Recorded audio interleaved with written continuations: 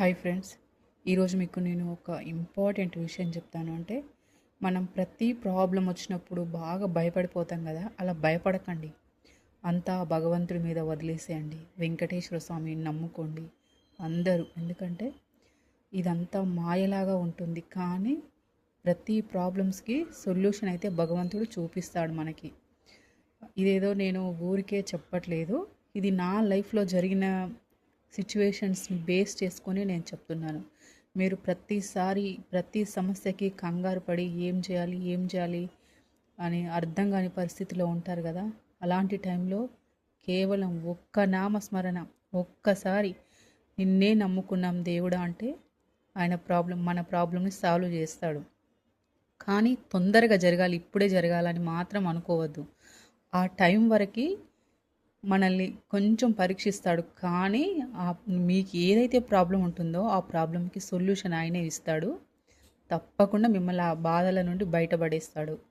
కాబట్టి అందరూ భక్తితో, అంటే ఇంకొకటి, పూజలు అంటే విపరీతమైన పూజలు చేయడం కాదు, భగవంతుడి మీద నమ్మకం ఉండాలి. మన పని మనం చేసుకుంటూ ఉండాలి. ఒక్క దీపం చాలు ఆయనకి, ఒక్క నమస్కారం చాలండి. ఇది నా లైఫ్లో నేను ఫేస్ చేసిన సంఘటనల నుండి నేను నేర్చుకున్నది చెప్తున్నాను. ఏదో పూజలు చేస్తే, నైవేద్యాలు పెడితే, ఇంకోటి చేస్తే దేవుడు కరుణిస్తాడనేది అబద్ధం.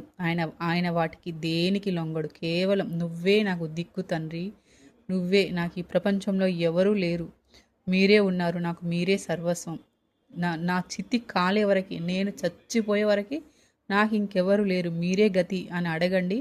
తప్పకుండా ఆయన మిమ్మల్ని కాపాడుతాడు. మనల్ని కాపాడడానికి ఎల్లవేళలా స్వామివారు ఉంటారండి. ఇది ఎన్నోసార్లు చాలా ప్రవచనాలలో చెప్తారు కదా మనకి. ఇది అక్షర సత్యం. ఎవరైతే ఆ భగవంతుడిని నమ్ముకొని బ్రతుకుతారో వాళ్ళని సదా కాపాడుతాడు. కాబట్టి మీరు ఏ ప్రాబ్లమ్స్కి అసలు టెన్షన్ తీసుకోవద్దు. టెన్షన్ పడండి, కానీ భగవంతుడు ఉన్నాడనే విషయం గుర్తుపెట్టుకొని ఆయన దగ్గరికి వెళ్ళండి, గుడికి వెళ్ళండి, మొక్కుకోండి, మీ బాధ చెప్పుకోండి. మీకు కళ్ళు తెరిపిస్తాడు దేవుడు. అసలు మనం ఎలా జీవితం అంటే ఏంటిదో అనేది తెలిసేలాగా చేస్తాడు ఆయన. ఇది నిజం. నన్ను నమ్మండి. అందరూ భగవంతుడిని ఆరాధించడం నేర్చుకోండి. ఆరాధించడం అంటే మరి పొద్దున్న లేసి పూజలు చేయాలి, మధ్యాహ్నం చేయాలి, రాత్రి అట్లా కాదు. ఆయన నామస్మరణలో బ్రతకాలి. ఇంకొకటి, ధర్మంగా బ్రతకడం అలవాటు చేసుకుంటే ఆయన మనతోటే ఉంటాడు.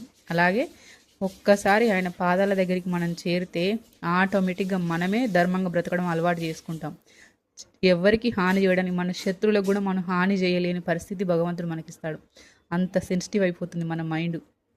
మనం ఎవరికి హాని చేయకుండా బ్రతుకుతామండి. ఇది నిజం. నేను చెప్పడం కాదు, ఇది ఎంతోమంది ఆయన భక్తులు చెప్తారు. మీకు కావాలంటే కొన్ని ఇంటర్వ్యూస్ చూడండి. కాబట్టి అందరూ బాధలు వచ్చిన వెంటనే భయపడి పారిపోకండి. భగవంతుడు ఉన్నాడు, ఆయన కాపాడతాడని అర్థం చేసుకోండి. ఆయనే మీకు దారి చూపిస్తాడు.